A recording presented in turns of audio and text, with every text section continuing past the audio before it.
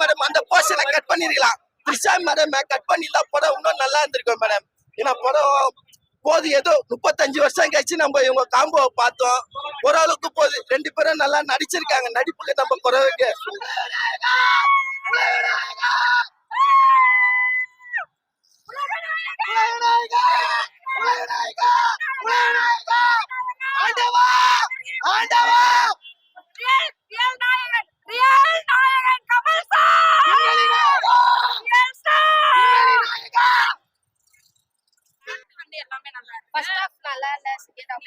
Second half வந்து ஃபுல்லாவே fight sequence. அப்படி ஃபர்ஸ்ட் ஹாஃப் வந்து சிம்புவோட இன்ட்ரோலாம் வேற மாதிரி இருந்துச்சு.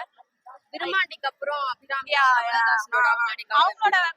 அவங்களோட காம்போ வந்து அப்பவே 10க்கு நான் 6 கொடுப்பேன் மேடம். ஒரு டைம் வாட்ச் அவுட். என் 230 தான் நஷ்டம். அதை பத்தி நான் அதை சொல்ல விரும்பல.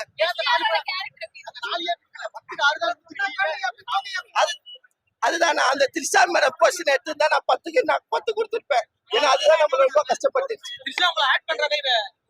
இல்ல நாங்கண்ணா. ஏன்னா அவங்க நடிப்பு இல்லைன்னா அவங்க போர்ஷனே என்ன போர்ஷனே தெரியல. சூப்பர் மேடம் கலந்துட்டாரு. ஆனா கமல் சார 3 வாட்டி சுட்டாங்க, அவரு சாவல. எஸ்ஆர் ஒரே வாட்டி சுட்டு சாவச்சாங்க. அவர் செத்ததுனால எனக்கு மனசு கஷ்டமா இருக்கு. ரெண்டாப்போ பொறுமையா தான் போச்சு. பரபரனே போல எதிர்பார்த்த அளவுக்கு இல்ல. அதுதான் நான் இப்ப சொல்ல வரேன்.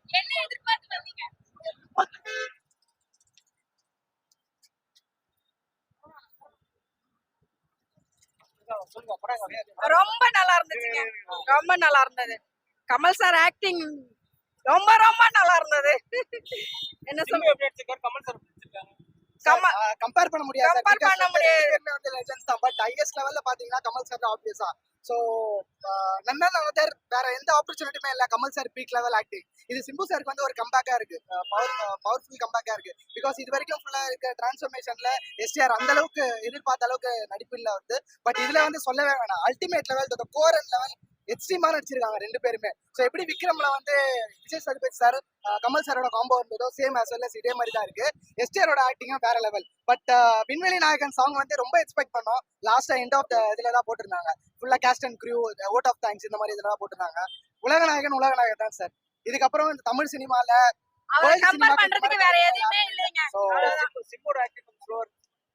சார் அந்த மாதிரி கம்பேர் பண்ண முடியாது. அதுதான் சொல்றேன். ஸ்லோவான்னு கிடையாது. அவருக்கு கொடுத்திருக்க ஆக்டிங்ல அவர் கரெக்டா ஸ்கிரீன் பிளே எல்லாமே பண்ணிருக்காரு. சோ என்ன ரோல் கொடுத்திருக்காங்க அது சூப்பரா பண்ணி கொடுத்திருக்காரு. ஸ்லோவா போச்சு. பட் ஆனா